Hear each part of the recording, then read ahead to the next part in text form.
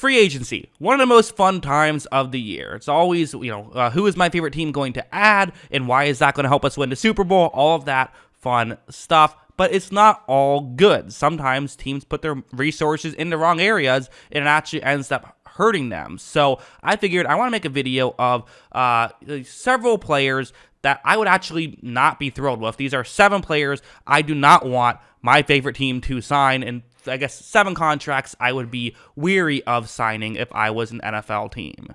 First up, Orlando Brown Jr., who the number next to all these guys' names is going to be how much PFF is projecting they will get in free agency. 21 million. I want to start off by saying I think he's a good player, and that's the case of a lot of these guys. You're not going to get a big money. You're not going to get a bad contract if you're a bad player, right? Like, you can't be in a situation where you get a bad contract if you suck. You have to be good enough that people want to pay you, and Orlando Brown Jr. is good enough that people want to pay, but is he worth $21 million is the question, especially for a team like the Chiefs, who have a lot of money tied up in tough areas. But if you let him walk, well, now you don't have a tackle. So it's a tough situation. Who's going to sign him? I don't know. But it is one of those where I'd be very wary of it, as it feels like you can tend to get solid tackles for a lot cheaper in free agency. You can tend to get them for around like $5 million a year. And I don't think the value of Orlando Brown Jr. versus one of those guys is worth $16 million, in my opinion. So it's just a contract I'd be concerned about signing. A 2-for-1 here. If you've been following this channel, you know these guys are going to make the list. I have always been a don't pay running backs guy. Josh Jacobs and Saquon Barkley at $10 million each. Again, Barkley, I think you can get behind a little bit more. Maybe you want to shoot for upside, but he's been hurt more. Jacobs, I like a lot as well. Jacobs was legitimately one of the best running backs in football last year, so maybe that's not true. Maybe that's not fair. I mean, maybe Jacobs would be the guy. I get why you'd want to do this, and to be honest, a 1-year deal, go ahead. I'm fine with that. 1-year deal, yeah, sure. That I have no issue with that, but don't be giving them too much guaranteed money. You don't want an Ezekiel Elliott situation on your hands. Running backs do not age well, and they fall off cliffs quickly. So whatever you do, just make sure you have an out if you sign these deals. I'd be very wary of them, and probably just I wouldn't be signing either of these 2 guys. Someone's going to sign them, and we'll see how it works out. Next up is, I talked a lot about how, everyone that you get is going to be a good player, right? You're going to always find players who are good. Jawaan Taylor, you could argue. Jawaan Taylor, you could make the argument. He has been a tackle for the Jaguars, and PFF has him as a negative WAR player every year he has been in the NFL. They are not fans of him. They typically have him graded as a bottom 10 to 15 tackle in the league year after year. There's some things that he does well. He's a solid pass blocker, actually. The pass blocking isn't terrible. It's the run blocking that he's completely ineffective at. And for $16 million a year, I don't know why you would do this. Someone's going to do it.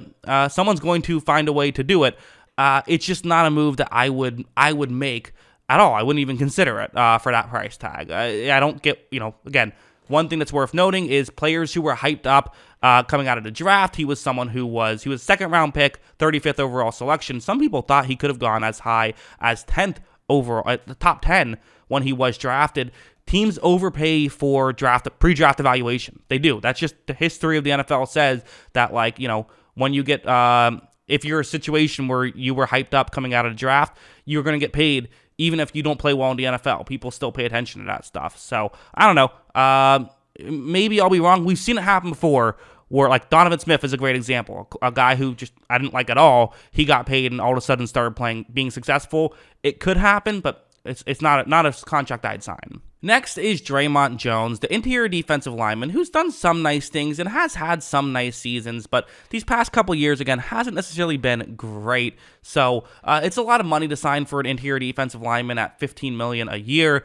They have it at $14.5 million a year. It's a bit. Now, the one thing that is nice about him is, again, he's someone who can win in a pass rushing situation on the inside. He can do that.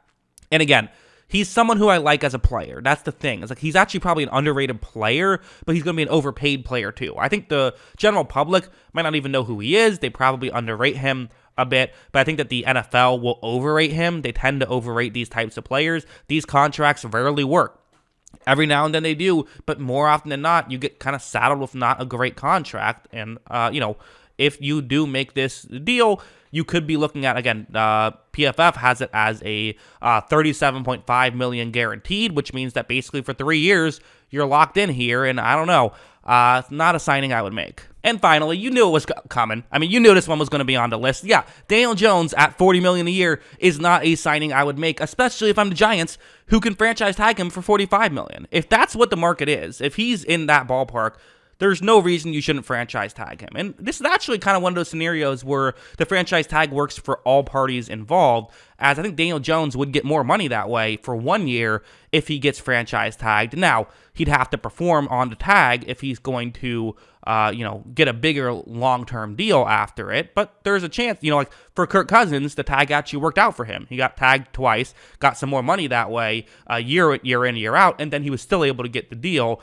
You have to have that happen. And, Cousins and Jones, kind of a similar comparison. But the reality is, if you're paying a quarterback this much, the history of the NFL basically says if you have to be elite. I mean, you have to be elite if you're going to win a Super Bowl. Like, you cannot pay a quarterback $40 million and have him be even a tier 2 quarterback, which I don't know if Jones has shown he can do yet. Jones has shown to me he can be a tier 3 quarterback. That's kind of that 11 to 21 range is how I define it. Him becoming a tier 2 quarterback is something I could see happening. But could he be a tier 1 quarterback?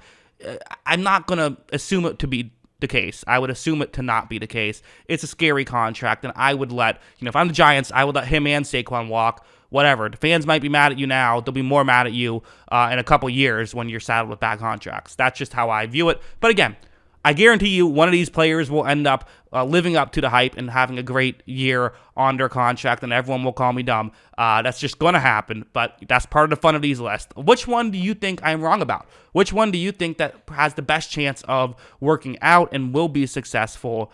Let me know in the comments below. Always love hearing from you. And of course, as always, thanks for watching.